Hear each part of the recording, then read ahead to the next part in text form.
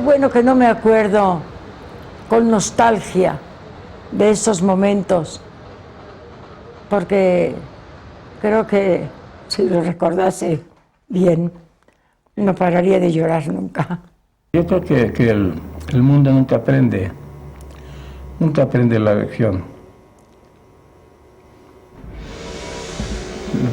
Los pueblos nunca aprenden.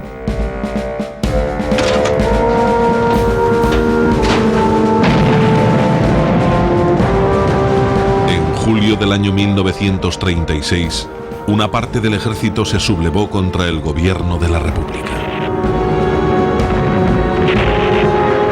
Comenzó una sangrienta guerra civil que se saldaría finalmente con 1 millón de muertos, casi 40 años de dictadura militar, y que provocó también la evacuación a otros países europeos, a la Unión Soviética y a México, de miles y miles de niños.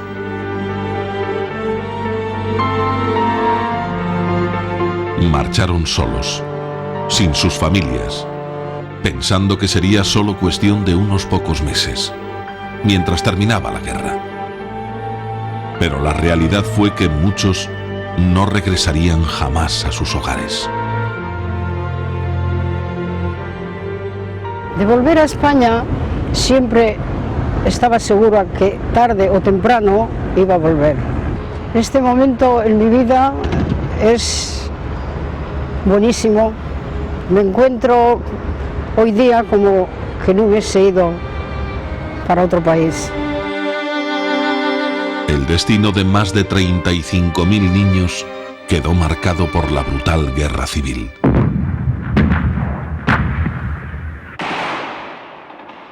Los rebeldes, bien entrenados y equipados, avanzaron rápidamente ante la desorganizada resistencia republicana. Los demás hermanos estaban en la guerra. Julio, mi hermano Julio, era gudari, era nacionalista. Mi hermano Félix era republicano. Y mi hermano Marino, con 17 años, era comunista. ¿Qué sabía él lo que era? Total, que acabó allí por Asturias, hecho polvo. Bueno, pero no le mataron. En muchos sentidos, la Guerra Civil Española fue el teatro en el que se escenificaron las tensiones políticas de la Europa del momento. Por un lado, Franco contó con el apoyo incondicional de sus aliados Hitler y Mussolini. Por otro lado, la Unión Soviética apoyó al gobierno republicano. Los gobiernos de Francia y Gran Bretaña mantuvieron posiciones ambiguas respecto a los republicanos. En ambos países, el recuerdo de la Primera Guerra Mundial estaba muy presente e hicieron lo posible para evitar la extensión del conflicto. En la primavera de 1937, prácticamente la mitad del país estaba bajo el control de las tropas franquistas. En el frente norte, Bilbao era el próximo objetivo de los sublevados, a las órdenes del general Mola. Vivíamos abajo, la parte baja de ese estado. Vivíamos mis padres y los 3 hijos, 3 hermanos éramos. Y vivíamos pues bastante bien. Yo estaba estudiando, me gustaba mucho estudiar y vino la guerra y nos fastidió todo. Comienza una de las grandes etapas de la guerra. Mola proyecta conquistar el norte, Vizcaya, Santander y Asturias en poder de los rojos. A medida que los rebeldes ganaban posiciones, las intenciones de Mola quedaban claras: terminar rápidamente la guerra en el norte a cualquier precio, amenazando con arrasar toda Vizcaya.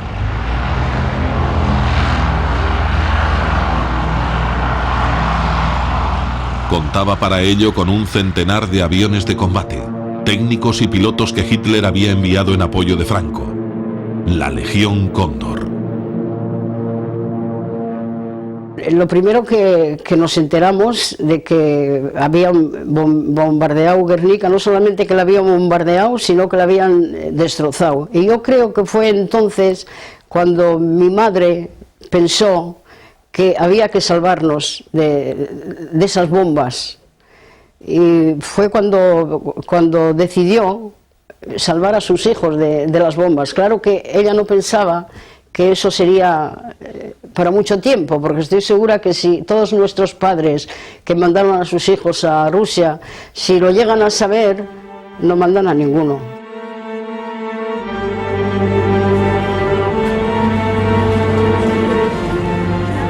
El lunes 26 de abril de 1937 era día de mercado en Guernica. Aunque se trata de una pequeña población, es la capital simbólica de los vascos, sede de antiguas instituciones políticas. Mientras los aviones se acercaban, sus habitantes no podían imaginar la furia que se iba a desatar sobre ellos.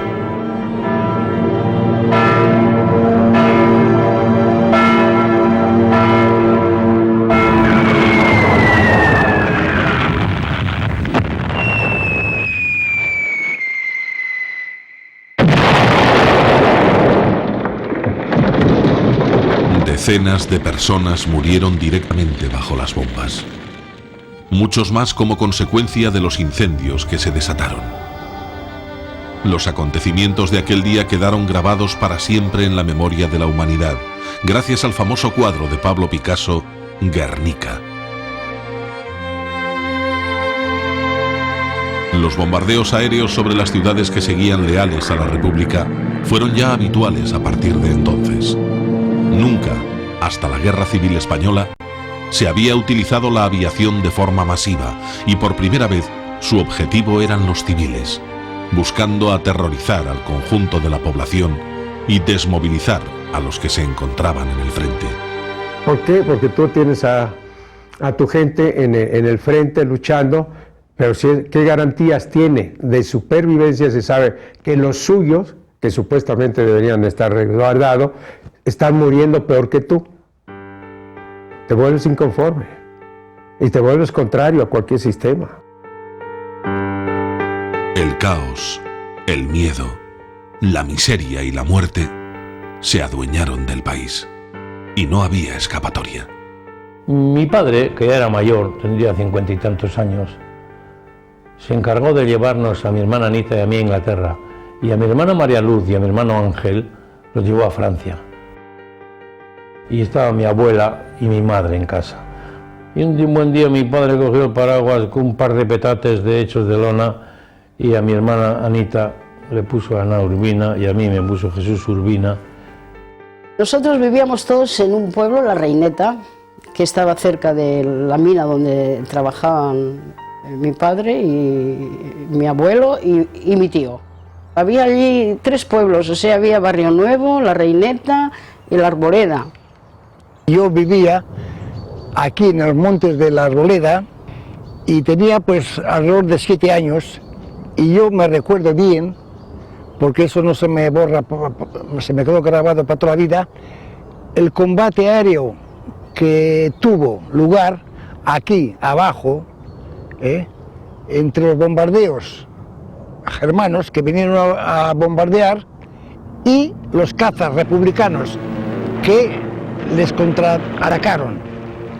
Entonces, ese momento, la trayectoria de las balas, los obuses, el humo, el ruido, me impresionó mucho. Han pasado 65 años desde aquello, Sentimos un ruido, miramos y vi los aviones que iban a bombardear. Nos asustamos muchísimo. Entonces estuvimos allí metidas debajo de un matorral viendo cómo pasaban. En aquellos primeros meses de contienda, marcados por los continuos bombardeos, nadie podía sospechar hasta qué punto las vidas de los más pequeños iban a verse afectadas. Y me acuerdo que era un continuo ir corriendo al refugio. Las sirenas tocaban en Altos Hornos. ¡Al refugio, que vienen los alemanes! Y corriendo al refugio, o a la Campa Vizcaya, o a la escuela de Abácholo.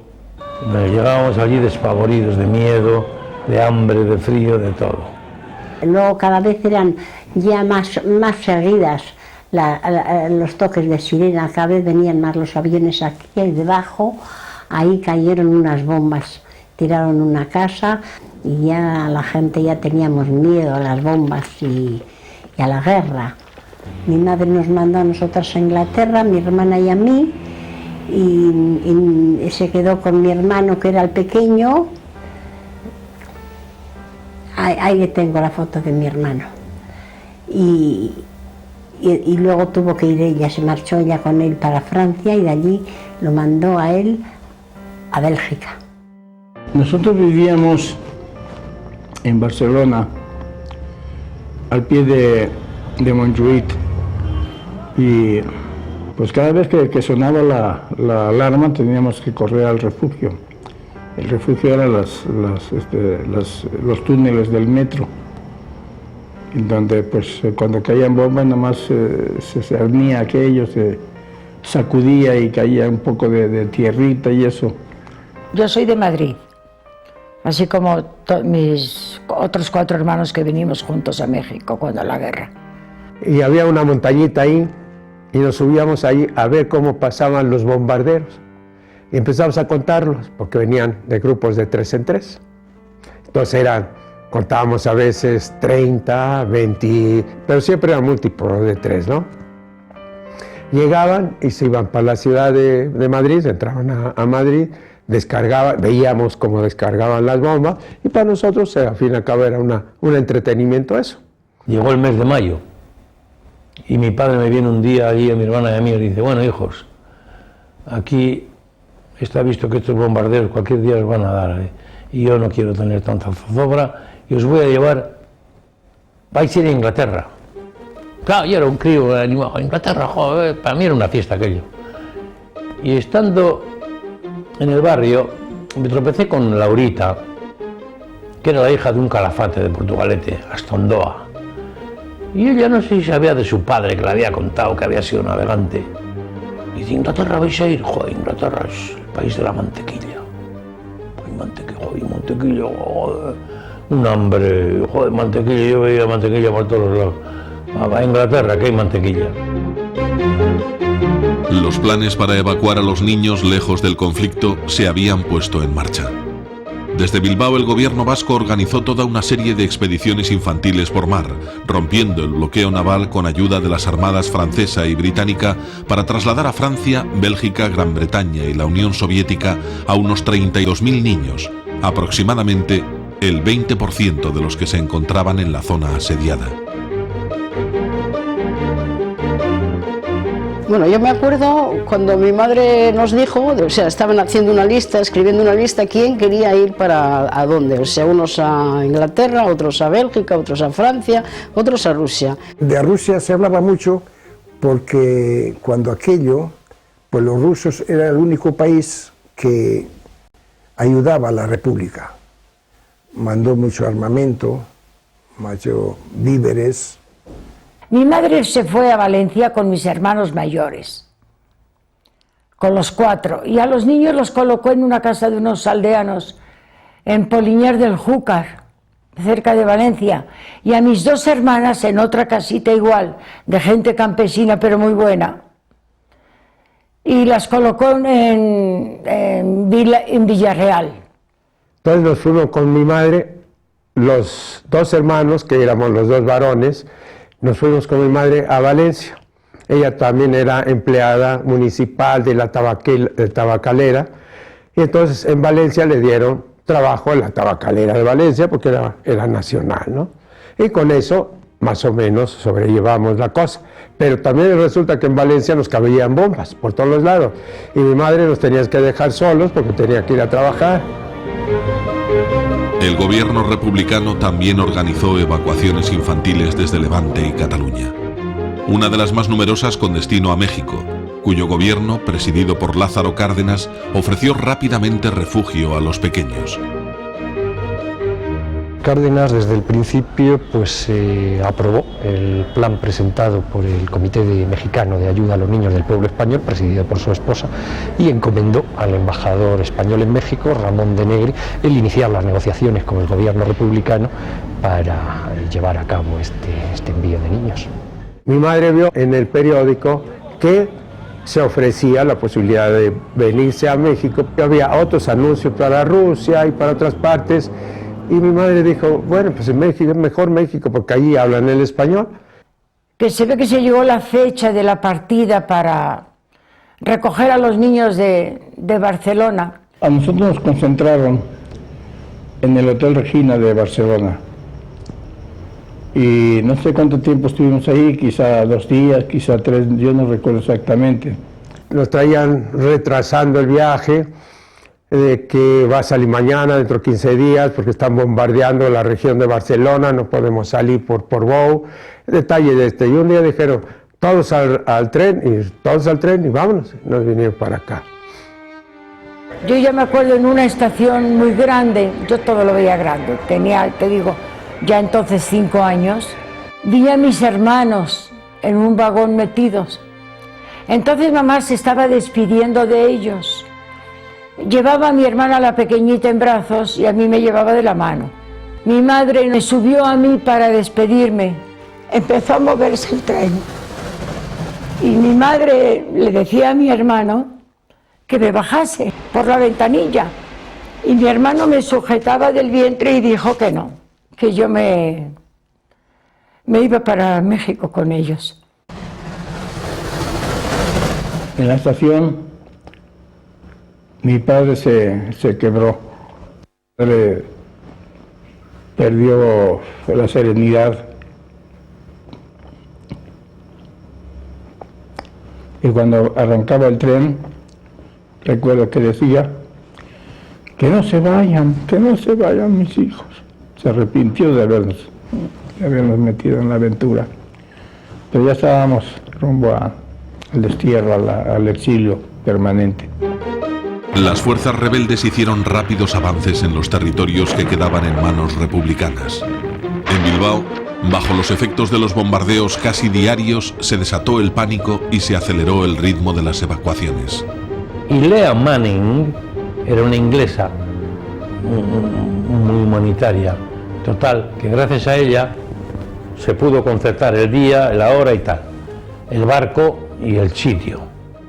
Y el barco fue en La Habana, el lugar fue Santurce, el día fue el 21 de mayo de 1937. Durante aquellos meses se organizaban salidas semanales desde el puerto de Santurce. El día 21 de mayo del año 37, mi padre, o sea el abuelo Agustín, nos trajo aquí. Y bueno, me fue arreando con el paraguas porque yo me atrasaba, anda, que vamos a llegar tarde. Y llegamos aquí y estaba todo lleno de niños. Había niños llorando, madres llorando, y allí el barco de La Habana. Nos agarró así y mi padre dijo, ala hijos, portaros bien, ¿eh? A mi hermana Anita le dijo, hija, cuida de tu hermano, ¿eh? El último momento, el que fue más terrible fue al abrazarla, al besarnos, al llorarnos, de entrar a aquel barco. Eché a correr escaleras arriba sin querer volver la cabeza atrás, siquiera.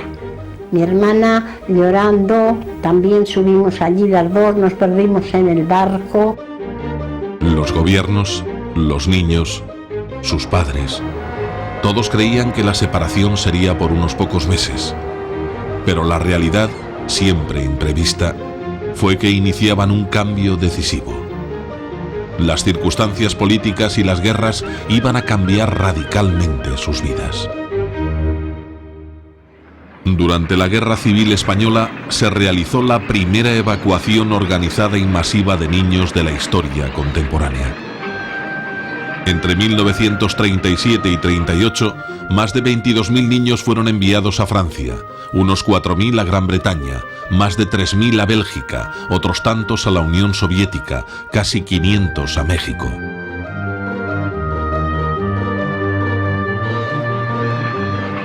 El viaje por mar hasta su nuevo destino quedó grabado para siempre en la memoria de los pequeños. Porque estaba el almirante Cervera mirando por allí, lejos, a ver qué pasaba. Pero se conoce que al verlos, que íbamos acompañados del Hull y del Revenge, y gracias a estos dos barcos ingleses de guerra, llegamos sanos y salvos a Southampton. Allí vi un puerto enorme allí, joder, ya hasta el olor y todo ya era distinto al...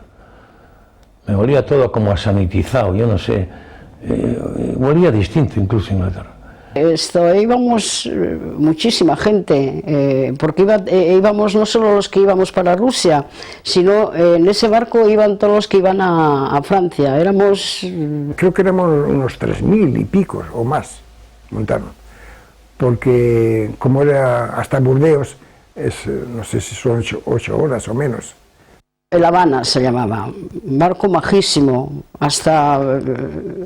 Lo peor fue luego, cuando nos trasladamos al barco Sontai, que la tripulación era toda vietnamita.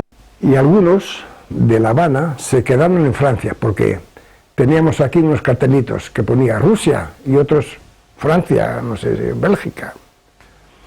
Y recuerdo que los que se quedaron en Francia o los que iban a Bélgica montaban allí mismo en el puerto en trenes y les metían pan, unos pan largos así. Y nosotros viendo todo aquello del barco, porque el barco me parece que no nos dieron ni de comer nada. Como algunos hubo que bajaron allí viendo el pan aquel, porque tenían hambre, claro. Cuando se subieron los de Barcelona, que fue en la noche, amanecimos a las 3, 4 de la mañana en Portbou, estaba amaneciendo, y nos dieron ahí, me acuerdo que nos dieron un caldo muy francés que dicen un caldito de pollo, de caldito, pues nos cayó reconfortablemente muy bien, y ya nos fuimos todo el camino hasta Burdeos. Al llegar allí encontramos, ya estaba el barco, el Mexic, el transatlántico Mexic. Salimos de ahí, nos persiguió la Armada Española de Franco. Entonces el capitán levantó la bandera francesa y nos custodiaron hasta que salimos del paralelo, del meridiano, mejor dicho, para salir allá al Atlántico abierto, ¿no? Hicimos el viaje en compañía de un equipo de fútbol español. Creo que era la selección vasca. Inclusive cuando llegamos a México ellos viajaron en el mismo tren que nosotros hasta la Ciudad de México. Es que les pasaba mal, estaban en el camarote con unos mareos terribles.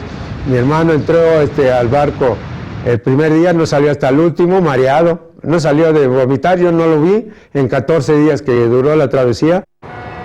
A México llegamos un 7 de junio. A Veracruz, un señor español tenía una película cuando el barco viene entrando.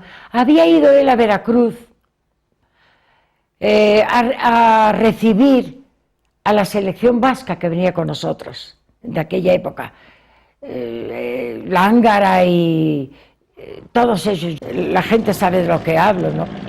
Desde que el barco viene entrando en la lejanía y el muelle lleno, miles y miles y miles de gente del pueblo esperándonos.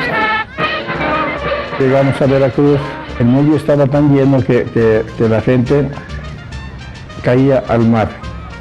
De tanta gente que había, no cabían en el muelle y caían al mar todos divertidos, era una fiesta, el recibimiento a los niños españoles. He recordado siempre a una chica que encontró bonitos mis ojos. Qué bonitos ojos tiene este güerito, ¿ves? Esos ojos ya envejecieron. Pero sí recuerdo detalles. En la Ciudad de México, el ejército mexicano formando valla, niños de las escuelas también formando valla para recibirnos igual el mismo espectáculo de Veracruz, flores, dulces, regalos. Pues en estos andenes, te diré, de punta a punta, por un lado, por otro lado, en la entrada, en la calle, era una multitud terrible de gente. Y en la mañana siguiente, antes de tomar nuevamente el ferrocarril, llegó el general Cárdenas personalmente y nos puso en fila y uno por uno a los 500 niños nos dio la mano. Para nosotros era ¿qué te diré? Lo máximo que un niño puede desear, darle la mano a un mandatario de un país como este, ¿no? Y claro, nos emocionó mucho. Desde entonces le tomamos un aprecio y un cariño que nunca ha acabado. Subimos al ferrocarril el otro día, al ferrocarril para Morelia. Lo mismo, pueblo por pueblo que llegábamos, ya ese camino ya no era tanto de frutas, sino de garnachas, como se dice aquí en México, ¿no?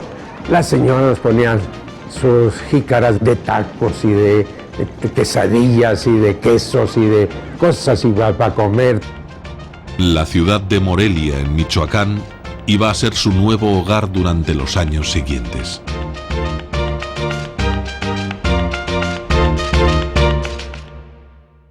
Mi madre mandaba para Rusia porque estaba segura y ya conocía, no por haberla visto, porque nunca la ha visto, nunca ha salido de España, ¿no? Pero sabía qué régimen había allí y estaba convencida de que allí nos iban a recibir muy bien y que íbamos a aprender mucho. Pues el viaje me parece que duró 7 u 8 días. Nos metieron a todos en una bodega, o sea, dormías allí como podías, había mucho mareo. Y cuando llegué a Rusia me encontré que mi hermano no estaba.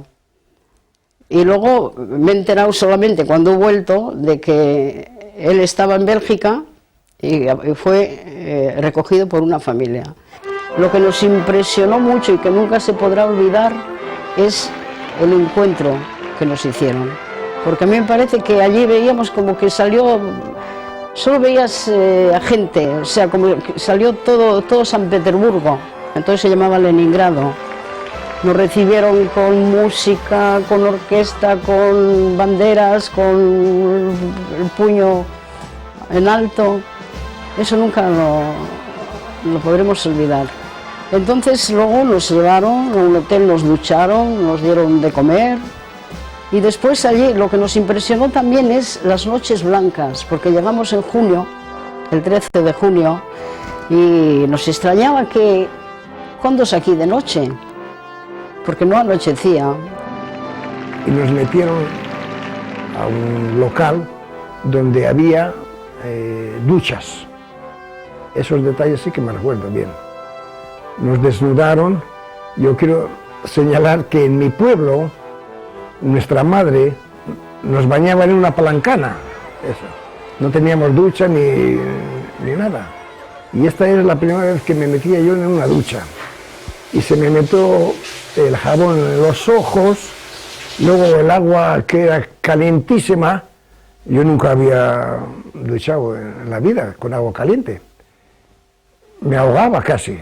Había una orden del gobierno soviético que a los niños españoles no les dejaban que los adoptase nadie, que iban a vivir en colectivos, o sea, en aquellas casas de niños que ellos organizaron.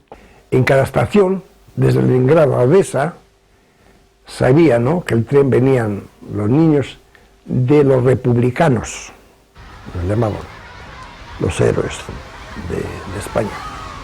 Y en todas partes, con música, nos recibían allí mítines, qué sé yo, cuántas cosas. Estudiábamos, o sea, teníamos educadoras y teníamos algunos profesores que vinieron españoles. Pero lo que hizo la Unión Soviética fue traducir los libros en castellano para que nosotros pudiésemos estudiar en castellano.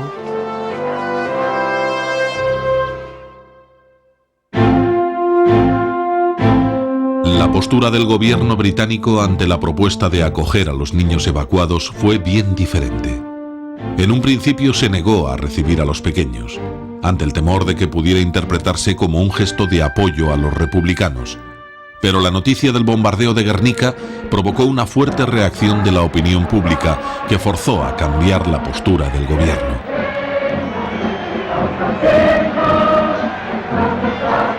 Finalmente los aceptaron, pero negando cualquier contribución económica o material a la atención de los niños, por lo que fueron voluntarios de organizaciones civiles quienes se ocuparon de su cuidado.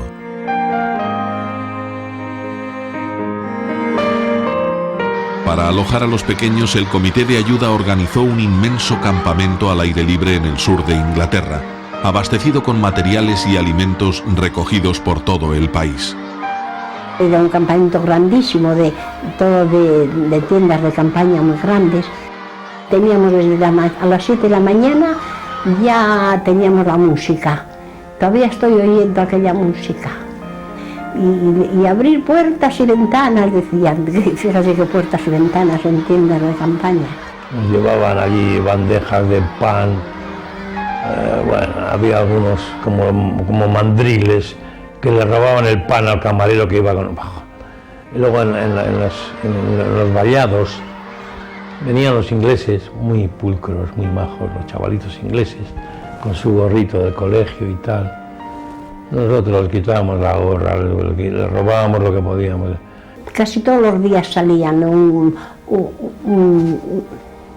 autobús o dos a este sitio, otro para otro, iban repartiendo los niños a diferentes sitios. Y nosotros ya llevábamos lo menos 3 semanas en el campamento, cuando nos dijeron que recogerían nuestras pertenencias, que eran en una de las almohadas que teníamos de lona llenas de paja para dormir. Pues quitamos la paja y allí metimos todas las cosas. Observo yo en una puerta con un arco así, que ponía The Salvation Army. Joder, ¿y esto qué será? Bueno, allí empiezo a ver señoritas vestidas de azul con una gorra así, una cintita así, más tiesas que la... Me pareció que ya no nos íbamos a ver nunca más. Solo tenía ya mi hermana, que lloraba y no decía nada, y no tenía más que a ella. Y 4 años estuvimos allí.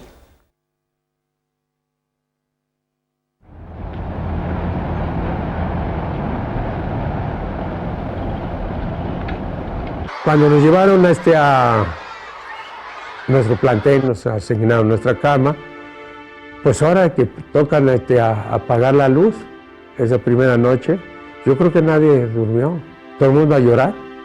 Lloraban todos, pues lo clásico, extrañaban lo suyo.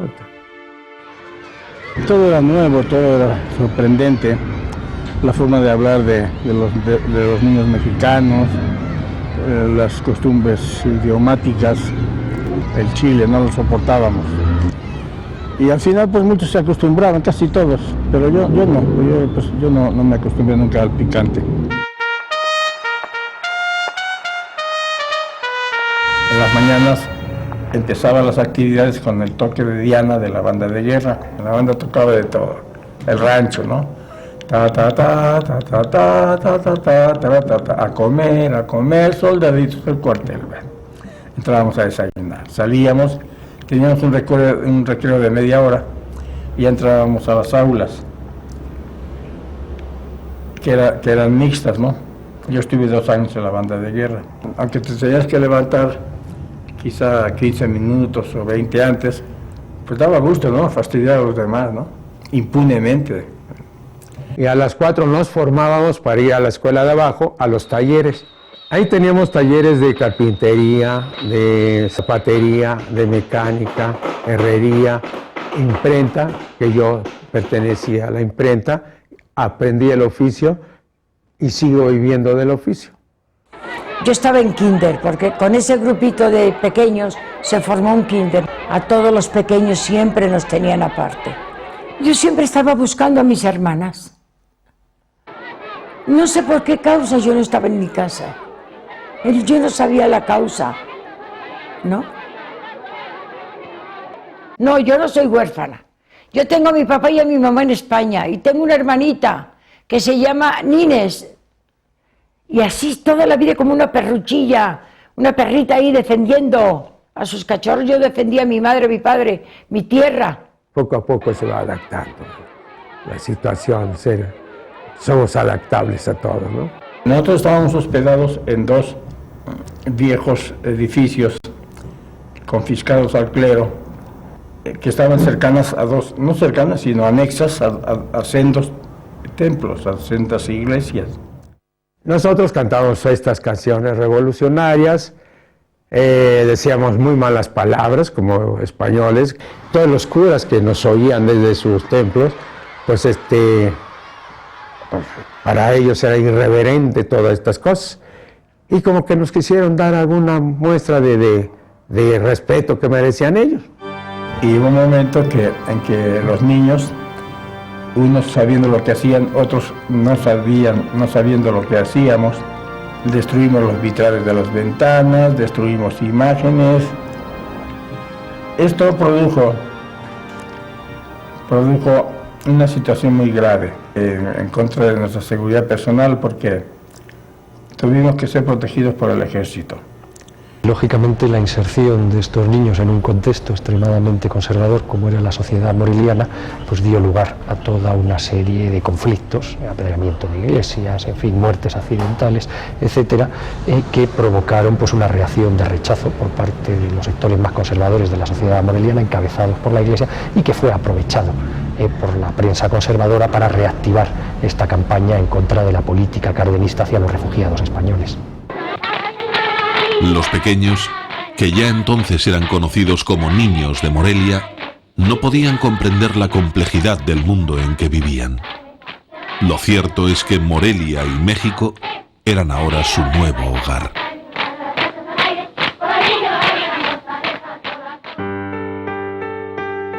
Puesto que el gobierno no parece que nos podía o no quería o sabía ayudarnos como es debido económicamente, financieramente, pues nosotros teníamos que apañárnoslas para, en grupos, como éramos vascos, la espatadancha, las hilanderas, una serie de bailes vascos famosos de toda la vida.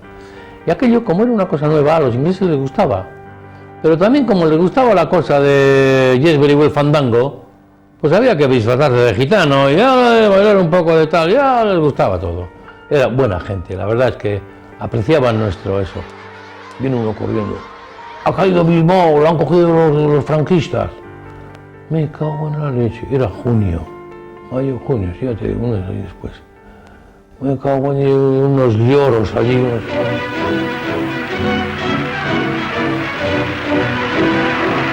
Momento de izarse bandera nacional en la capital de Vizcaya.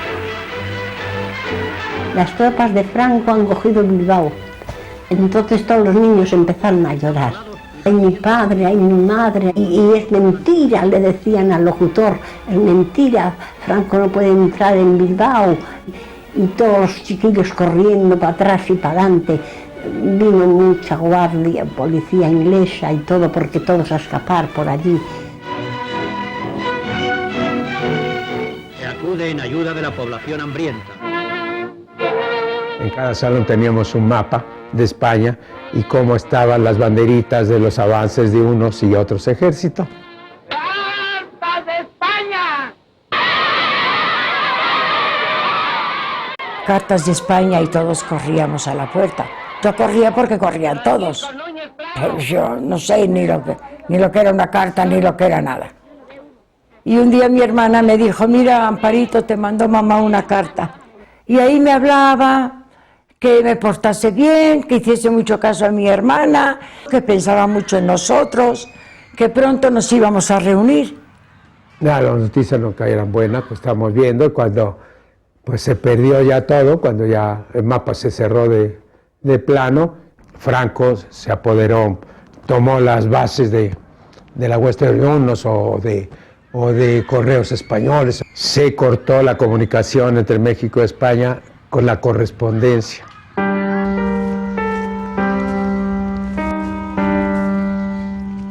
Aquí está enterrado el compañero Francisco Nebot Satorres. Este niño murió electrocutado. Había ido con unas niñas al cine y al volver no les abrieron la puerta. Entonces él saltó una barda y al descender del lado opuesto se sujetó de un cable de alta tensión y quedó instantáneamente fulminado. Y claro, pensábamos que era cosa de unos pocos meses y que pues máximo un año volveríamos a España y pues no se pensó que pudiera haber muertos de nuestro grupo.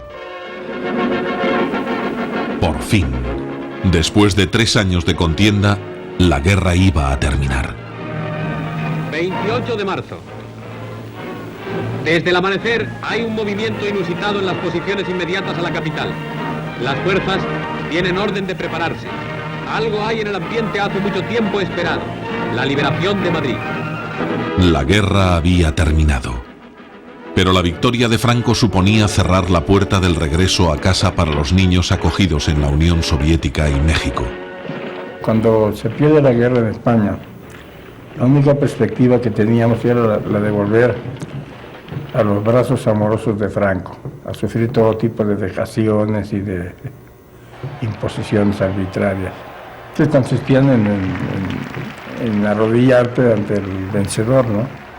Y ya a los 14 años, pues ya el regresar a España, digo, pues ya para qué regreso a España, yo soy un hombre, yo aquí puedo trabajar, yo conozco, ya sé de un oficio, sé trabajar, pues puedo ganar la vida acá. España no se puede regresar porque es un caos, hay mucha miseria, sigue habiendo fusilamientos, se persigue a la gente, España no tiene futuro, ¿no? Una buena parte de los pequeños evacuados a Francia, Bélgica y Gran Bretaña regresaron a casa. La amenaza de Hitler crecía y los gobiernos europeos trataban de evitarse problemas con Franco, que reclamaba el rápido regreso de los niños. Pero enseguida empezaron a deshacerse la colonia y a marchar cada uno por un lado, unos a venir a España, otros a quedarse con familias inglesas que les habían adoptado porque no sabían nada de sus padres, a quedarse con ellos para siempre. El niño Jesús Urbina ya y su hermana tal día en la estación de Victoria, no sé dónde, tal, para ir allí a Dover para mandarlos para Francia. Y me llevó allí a Londres a una estación, no sé dónde, allí nos juntamos todos los vascos y nos llevaron a Francia, año 40. Hay un barco inglés de guerra lleno de soldados y en ese barco pasamos el Canal de la Mancha. Esta película, realizada durante la dictadura franquista, relata el regreso de los niños como un acontecimiento feliz. ¡Ya estamos llegando a España!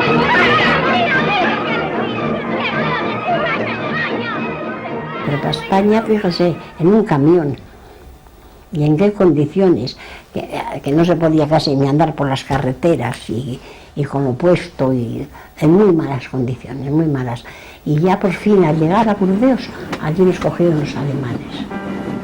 Y a mí y a mi hermana nos dejaron en Levignon, Saint-Étienne, Bayonne, France, allí. Era un colegio también, era una casa grande, vetusta, estaba lleno de refugiados vascos. Y entonces mi padre vino a Bayona, en una bici, desde el norte de Francia. Digo, hijos, era agosto ya, el 24 de agosto. Nos vamos para España. Fuimos a Hendaya, pum, pum, pum, pum, pum. Pasamos la frontera. Muy bien, llegamos a casa. Y a partir de esa época, yo empecé a pasar las mayores penalidades de mi vida. No había más que hambre. Las naranjas se comían así enteras, con pellejo y todo, sin pelarlas. Había un hambre atroz. El pan era negro, era un cacho así, el pan lo tirabas al suelo y rompías el suelo en vez del pan. Y pasamos así hasta que el año 45 yo estuve continuamente escribiendo a Inglaterra. Y eso me mantuvo a mí el idioma inglés.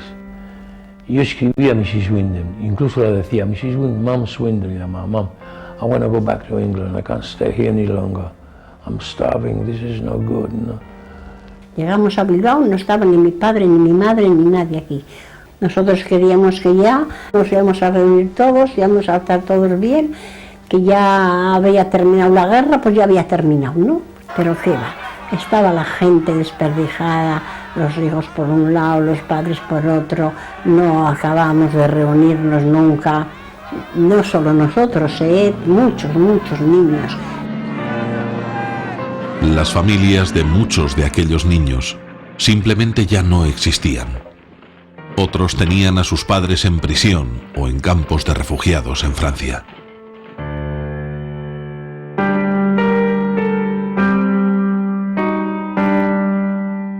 Y tan solo 5 meses después de la victoria de Franco, El fracaso de las políticas de apaciguamiento ante Hitler dio paso a una nueva contienda que afectaría a todo el mundo y que seguiría dictando el futuro de los niños. Ese día nunca tampoco se nos va a olvidar porque era un domingo y los chicos nuestros, los españoles, jugaban al fútbol con los rusos. Y cuando estábamos allí, Molotov anunció por la radio, lo pusieron en un altavoz para que lo oyésemos todos, de que cómo había empezado la guerra, o sea, cómo habían bombardeado a las 4 de la madrugada. Entonces lo primero que hicimos todos, correr para casa. Lo primero que pensé, digo, madre mía, salimos de una guerra y ahora nos empieza la otra. Aquello fue tremendo porque, sobre todo, que ya sabrás que casi llegan a Moscú. Estaban en vez de a 30 kilómetros de Moscú. Entonces se decidió, pues claro, evacuarnos a nosotros. Y es en invierno cuando empezamos a pasar hambre. ¿Qué quiere decir el hambre? Si una persona no ha pasado ese hambre que he pasado yo y han pasado los niños que venimos de España, pues no puede ni imaginarse lo que es hambre.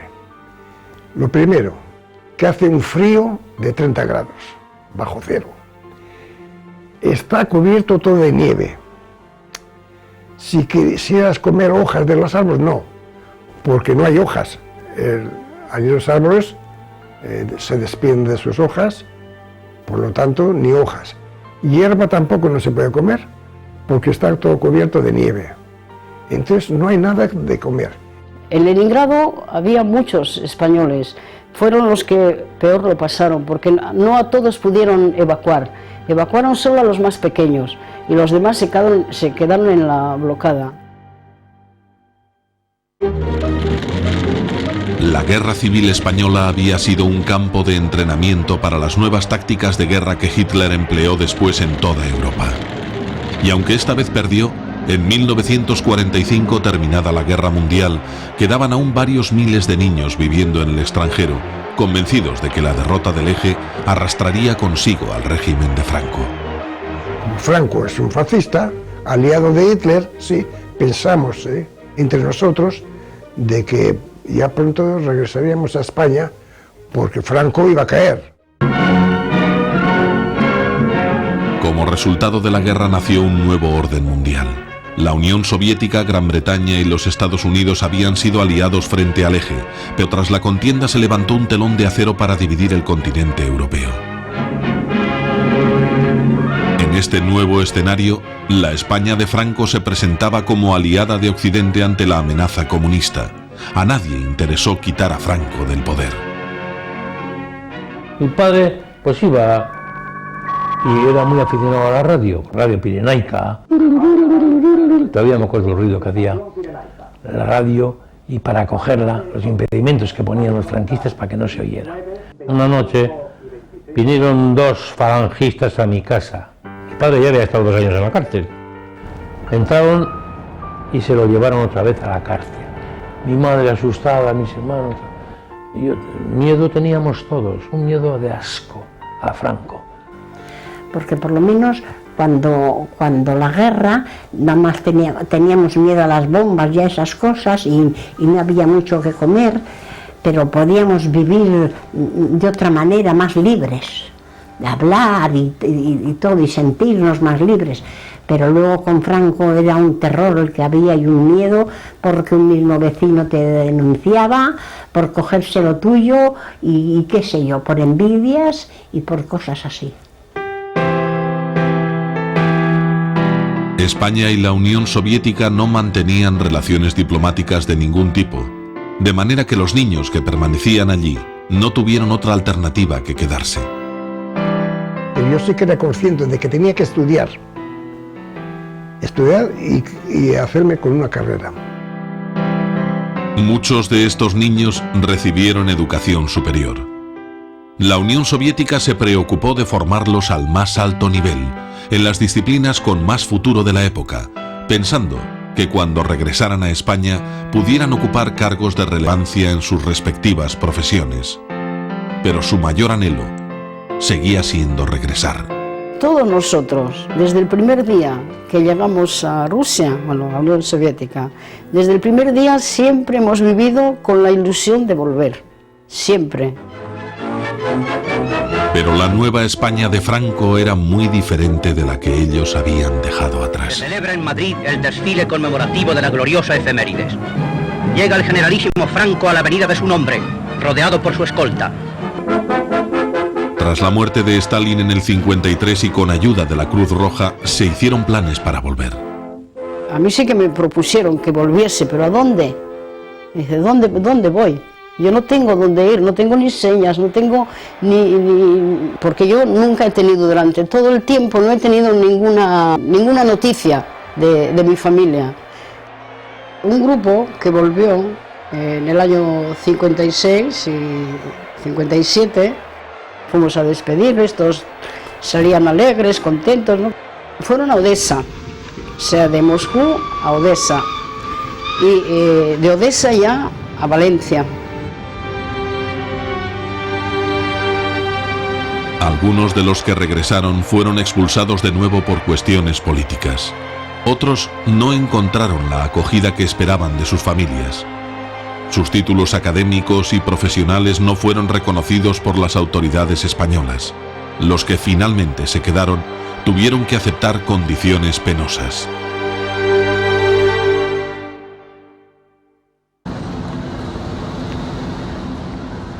Había correspondencia a nosotros decíamos que si quería que nos íbamos que queríamos irnos, que va a estar la familia juntos.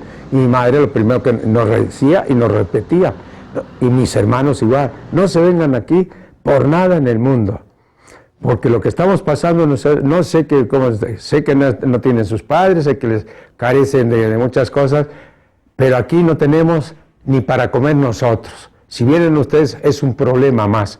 Vamos a esperar más tiempo para que o nosotros poder ir para allá o ustedes pudieran venir. El mandato de Cárdenas había terminado en 1940 y la protección del gobierno mexicano se fue debilitando. Tras el cierre de la escuela de Morelia, los niños se las arreglaron como pudieron. Ya una cosa, ya otro, vivimos 4 o 5 compañeros juntos y hacíamos como una comuna, juntamos nuestros centavos, oye, pues nos alcanza para darle a la señora la pensión. Ahora lo primero la señora. Y después si nos sobraba algún centavo más, pues no lo gastábamos, se compraba, te tocan unos calcetines a ti, se compraba el sábado unos calcetines para el otro, así, más o menos una cosa. Y ahí vamos saliendo. Los años pasaron y los niños de Morelia formaron pronto sus propias familias. Decidimos organizar un evento, ir a Morelia a celebrar los 25 años. Entonces desfilamos, nos organizamos con ellos. Primero desfilaron nuestros niños, luego íbamos todas las mujeres marchando, con garbo y con disciplina. Y luego atrás venían todos los chicos, nuestros maridos y nuestros compañeros, nuestros hermanos. Abriendo el desfile iba la bandera republicana, que es bajo la cual nosotros habíamos llegado a este país cobijados, y la bandera mexicana. La bandera republicana la llevaba una chica de las niñas de Morelia, una de las mayores, Pepita Sánchez. Ya en la década de los 60, el ansia de recuperar lo perdido más de 20 años atrás seguía aún presente en sus vidas. Para mí la única obsesión era ir a España, a conocer a mi madre y a conocer a mi hermana, que de esa jamás la olvidé, la pequeñita que se quedó allí. Cuando veníamos, nos dicen la aeromoza, estamos volando sobre tierra española. Me solté a llorar y no paré de llorar hasta que llegué a Barajas. Bajamos de aquel avión y decía mi hermana Lucía, es la familia, ¿pero qué familia? ¿Dónde está mi madre?, le decía yo. Y ella me decía, pues no sé cuál es mi madre tampoco. Digo, es la misma. Si conoces a mamá, porque tú dices que te acuerdas, y yo la amenazaba así con Leo, tú dices que te acuerdas de mamá, ahora me dices cuál es mi madre. Me decían, Parito, es que no la veo llorando. Y de repente, al pasar por un cristal, un cuarto de cristal, veo a una señora pegada al vidrio y a una muchacha, pues de 20 y tantos años, pálida, pálida, con 2 lágrimas cuajadas así. Y veo a una señora con los ojos como platos muy abiertos. Y le digo yo a mi hermana, la médico, Lucía, esa es mamá. Dice, ¿cuál, Amparito? Digo, esa que está en el cristal. ¿Qué no ves que es idéntica a mí? Y ya la vio y se puso a llorar y corrimos las dos a tocar el cristal. En 1975 los niños estaban tan arraigados en sus países de adopción que resultaba impensable plantearse el regreso. Ahora te voy a leer unas palabras de León Felipe, que nos quería muchísimo. Por allí salimos, por allí salí yo, por allí salieron los españoles del éxodo y el llanto. Entonces Franco dijo, hemos limpiado la nación, he arrojado de la patria la carroña y la cizaña, pero el viento, la historia, la gran historia, Dios habló de esta manera, he salvado la semilla mejor, y aquí nos trajo. Y que viva México.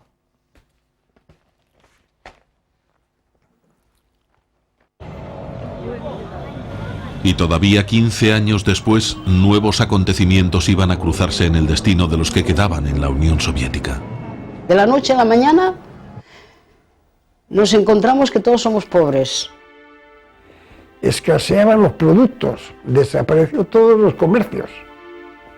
El año 91, no había nada. Digo, no, es mejor ir a España, a nuestra patria. Pensé esto. Y así fue.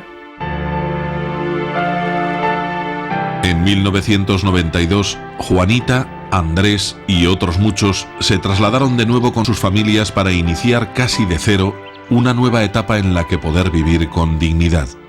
Estamos aquí en La Reineta, en la casa donde salimos el 12 de junio del 1937 a consecuencia de la Guerra Civil Española, y salimos de esta casita. Dejé ahí a mi madre, dejé a mi padre, dejé a mis tíos, dejé a mi abuelo. Aquí arriba vivía este señor, Andrés, que ¿cuántos hermanos salisteis? 4. Ahí en esas ventanas he pasado yo 12 años, siempre mirando. Dame un beso. ¿Y qué tal? Que me quieres Mira, claro, venir aquí, hombre, ven aquí, ¿cuántos años? No importa, no importa. Éramos amiguitas. ¿Qué cosa? ¿Quién iba a decir? Yo estoy contentísimo de haber regresado a mi patria para morirme, que se dice, ¿no? De la historia se aprende, yo creo. Y nuestra historia, yo pienso, que servirá para crear conciencia de los sufrimientos que ha tenido un pueblo durante las guerras, la miseria que ha pasado, esto, que se haga conciencia para que eso no se repita. Yo creo que nosotros, nuestro ejemplo, nuestra vida, sirve para eso, para que no se repita los sufrimientos que hemos pasado. ¿Qué nos trajo la Guerra Civil de España? Nos quitó la niñez, nos quitó el cariño de los padres. La Segunda Guerra Mundial nos quitó la juventud, nos trajo el hambre, el frío, la miseria. Y lo peor de todo es que a nuestra vejez, con la desintegración de la Unión Soviética, nos ha dejado sin medios económicos, o sea, no tenemos segura nuestra vejez. Porque allí, ya sabes, era todo del Estado. O sea, allí no teníamos ningún patrimonio. Entonces ahora, al venir aquí, nos encontramos en una situación precaria. Yo creo que nos miran como extranjeros. Además es muy gracioso, por ejemplo, en el único país que nos han contado siempre españoles ha sido en Rusia, o sea, en la Unión Soviética. Estuvimos en Cuba, hispanos soviéticos, y llegamos a España, nos llaman rusos. Cuando empezó la guerra de España, mis padres eran niños, ¿no? Yo estoy mirando a mis hijos, 12 años, niños. Yo creo que en ese momento el destino ya estaba marcado. Y pues 3 generaciones que nos hemos quedado en Rusia. Pero siempre hemos vivido con esa cosa de España. Yo creo que hemos realizado ese sueño, ¿no? Porque estamos donde eran nuestros antepasados, nuestras raíces, porque desde el principio teníamos que estar aquí. Lo principal que no haya más guerra, eso sí. Guerra nada. Всегда были вместе и никогда не расставались. Не разлучились, правильно. Que las guerras es lo último, que hay que arreglar las cosas a buenas. Que el ir a la guerra es lo último, porque siempre los más inocentes y los más desgraciados son los que pagan el pato. Y después de mi país, al país que más quiero es a Inglaterra, porque estuve allí los mejores años de mi vida. Aquella nostalgia que me quedó de esa señora inglesa a la cual le debo todo lo que soy y lo que sé. Porque para mí el haber sabido inglés me ha supuesto el 80% de mi éxito en la vida. Y esta señora me enseñó todo lo que soy.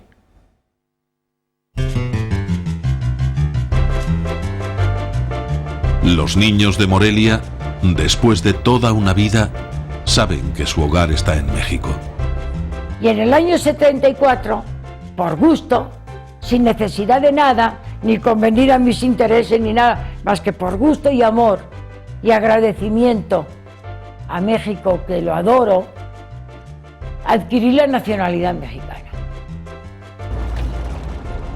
Mi esposa tiene un restaurante y yo hago paellas sábados y domingos. Nací allá y tengo 65 años acá. Sí, allá soy mexicano cuando llego y aquí soy gachupín. Estamos un poco en el limbo. Estamos así flotando en el viento, no sabemos nosotros mismos qué somos, si mexicanos o españoles. Nos sentimos españoles porque ya nacimos y nos sentimos mexicanos porque acá crecimos. España nos preocupa, México nos duele. Porque no somos ninguno de nosotros centrados. Nos falta algo. ¿Qué? Yo no te puedo decir qué. Pero sé que no soy como cualquier persona que pasa por la calle y yo me cruzo. Sé que soy diferente.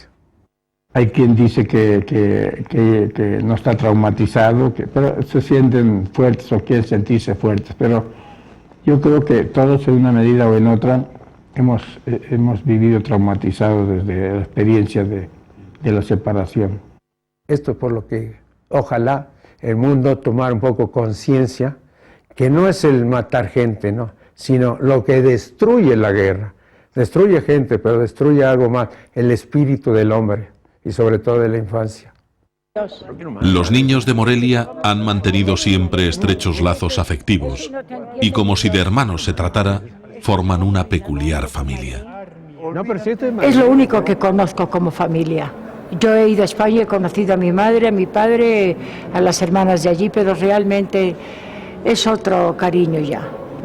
Pues somos hermanos, más que hermanos, porque nos decimos lo que nos tenemos que decir, ¿no? Nos apoyamos en ellos mucho más que en los propios familiares. Y esa relación humana, creo que nada más en este grupo ha existido. Este es Joaquín. Aquí está mi marido. ¿Cómo se llama? Joaquín Fernández. Sí, en la puerca. Mira el Frege que ya murió. Sí, es este. Este es Melquiades. ¿Este eres tú? Sí, sí. Ay, manito, qué guapo. Qué fregada te dio la vida, manito. La experiencia del desarraigo forzado del país que les vio nacer ha marcado sus vidas. Pero como siempre, la fuerza del espíritu humano ha conseguido prevalecer. Con todas las dolencias que hemos tenido, con todas las carencias que hemos tenido, con la carencia de padres y de madres, de cariños filiales, porque te da un carácter una fortaleza de espíritu que no te lo da nada más en la vida, que esa lucha por lograr ser alguien. Que nos espere el dolor y la muerte, contra el enemigo nos llama el deber. El bien más preciado es la libertad, hay que defenderla con fe y valor.